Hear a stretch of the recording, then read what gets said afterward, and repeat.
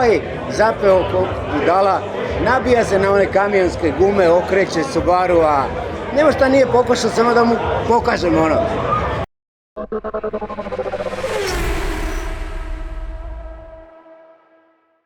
Krenio sam sa Stojadinom u stvari. Mislim, prije toga sam ja vozio Fičeka tu na prvenstvu Hrvatske da bi dobio saveznu licencu. S kojom se mogu natjecati u cijeloj bivšoj državi. I onda je 77. Tu je bilo 74 Stojadina na kvalifikacijama u Zagrebu. 3 puta smo vozili kvalifikacije, ja sam bio 14. vrijeme sam imao na startu, ali sam u utrci završio oko 7. Da. Jer je to bila gužva takva da to nije normalno, da su auti letili odmah u prvom zavoju, jedan na jednu stranu, drugi na drugu stranu. I onda, a bio je što se tome, kad smo krenuli, kad sam ja vidio, išli smo od mosta Slobode prema sadašnjoj INI. Kad sam ja vidio da njih 5 u redu stoji da skreće ono iza INE, tamo na Aveniju, nema teorije da dvojica prođu, kroz to tako reći. Ova dva krajnja su odmah odletili u zrak i onda sam ja, Petrić, on je bio postralan. On je bio iza mene jer mu je trokirao auto.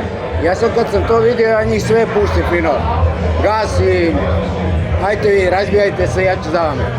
I onda jedan po jedan i kažem, završio sam 7. Drugu godinu sam bio prvak na državnom prvenstvu na Brdu, treću na krugu i onda sve tamo do 17 puta. S tim da sam vozio, znači, Stojadina. Još sam jedan puta me molio Dubljanin, dole iz Titovog Užica je on, tadašnjeg. Ajde da sa mnom vozim kao Sljeme, pa ti voziš Sljeme jer ga poznaš, i tad sam vozio Fičeka s njim. Onda je, poslije Stojadina, sam vozio Pola grupu 1, ne, grupu 2. Onda sam vozio Golfa grupu A i s tim sam bio, pobjedio sam na 37 utrka za redom. Onda je, poslije Golfa sam počeo relije voziti isto.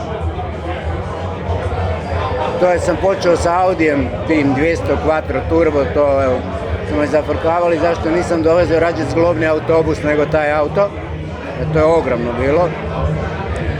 Onda sam vozio Audija 90 Quattro od Honestera, isto. A Honester mi je prije radio i Golfa. Pa je Honester, kad sam ga bio, jer Honester je bio na njemačkom reliju za prvenstvo svijeta, brži od Rerla u to vrijeme. Da, jako brz dečko. Poslije je napravio svoju radionu i sad danas radi dijelove za Audi Sport, Volkswagen Sport, Škodu i to. I kad sam bio u Monci na svjetskom prvenstvu, smo vozili 4 sata utrku. Ja sam vozio Audija od Sajkla, Audi 80, a on je svog Golfa vozio. I ja sam bio brži neki pol sekunde u krugu.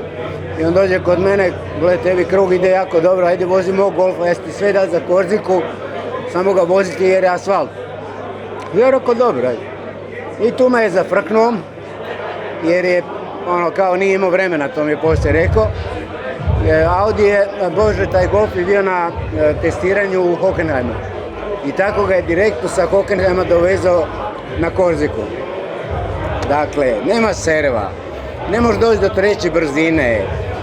Ubili smo se, ja i Deva, do daske, Borba, ko sa bikom se boriš unutra, zavoj na zavoj, nema 10 metara ravnoga. I tu smo napravili, sad se ne sjećam točno, mislim da je bio 9. brzinac, 7. vrijeme u generalci. Smo uspjeli nekako, ajde, ne znam kako, doći do 7. mjesta u generalci, a na sljedećem brzicu eksplodirao motor. Jer ne vrijedi, jer je on radio motore do maksimuma ga nabrije i onda napravi 10 motora, ode na Hockenheim i koji ne rikne, taj ostaje u autu. Koji eksplodira, taj ne može dalje. Tako.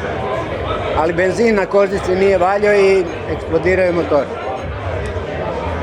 Dalje vozio sam još, onda je počelo to sa lančom i to je bilo i Halkidiki reli, i poljski reli, i bugarski reli, San Marino. U to vrijeme da hoćeš napraviti rezultat, stvarno si mora to. Ok, borio sam se sa Kizmićem ovdje na prvenstvu Jugoslavije u relima jer je on bio tvorički vozač. Imao je sve na raspolaganju, što god je htio, guma koliko voli, dijelova, imao je isto takav auto za trening, sve ima. Ali ajde, uspjevalo je. A za vani, za prvenstvo Europe, to je bilo jedan jedini. Da, tu je poslije bilo interesantno, u istom timu smo vozili ja i Ljati. Ljati je poslije bio treći na prvenstvu svijeta. A ja sam bio brži od njega 25 sekundi na makadanskom reliju. I dolazimo mi, dok sam ja radio s Pirelijem, dolazimo mi u Moncu, tamo su ovi imali predstavljanje Pirelija 5000 bio. I sad dolazimo mi, Mike Biazion, Mekre i Ljati tamo. I Ljati mene gleda, pita šta ćeš ti tu? Radim s Pirelijem, šta sam? I ja da tebe vozim. No i rekao, evo ti mene vozi, evo. Da je rekao, evo te, nas mista sad.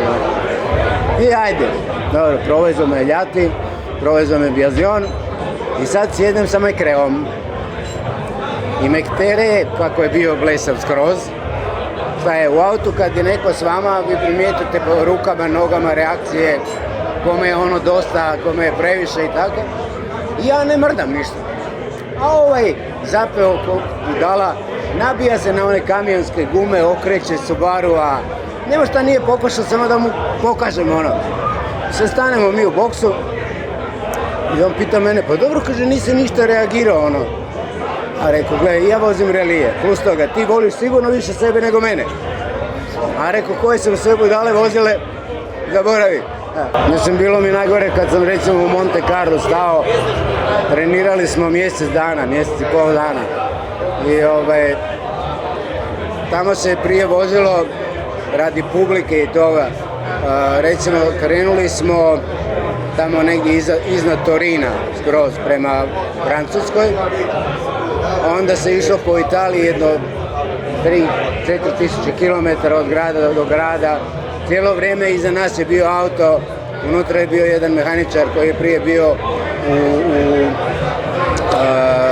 u Avartu, baš je radio u nekom karavanu sa dijelovima. Sve smo prošli, došli u Monte Carlo. Cijelu dan, cijelu noć se vozaš tako. I došli u Monte Carlo, dečki su sve pregledali na auto i auto je bio nanovo složen. Imao sam dogovoreno da mogu stati kod svake tvorničkog servisa, ekipe. Imao sam tvorničke gume na raspolaganju za tvorničke vozače. Ma sve kompletno. I krenemo iz Monte Carlo ujutro ispred Kazina i opet je taj servisni auto iza nas. Prije prvog brzinskog ispita nas čeka kombi. I sad morali smo ostati neki 5 km sami da bi ovaj servisni auto što je bio karavan stigao na kraj brzinca. I sad pazi, normalna etapa se ide. U jednom karnadu, onako polako idemo se, normalni saobraćaj, gužva, ono škaj. Karnadu i najedanput se auto ugasi. Idemo niz brdo, gledamo paliti, neće i neće. Šta je bilo? Da, zaustavim ja frajera, Francuza, nekog utovarim u suvozaču u auto da ga odveze do kombija. Pazi, 5 km nema do kombija. Njemu je trebalo 45 minuta da dođe do kombija i vrati se nazad jer je tolika gužva. Gotovo, možeš kasniti pol sata u kontrolu i nema dalje. Mali je došao, taj što je bio u kombiju, promijenio kompjuter. Kompletno izvadio elektroniku, uštekao drugu i upali auto. Taj tren. Šta je bilo? Kako su slagali nanovo kompletno cijeli auto, žice su se klimale i jedna je došla na masu i tra. Spustili smo se dole još jedno 200-300 metara do neke birtije sjeli, svi su sjedili na jednoj strani birtije jedno 20 metara, a ja na drugoj strani, niko nije smio prići. Sve ima događaja jako puno.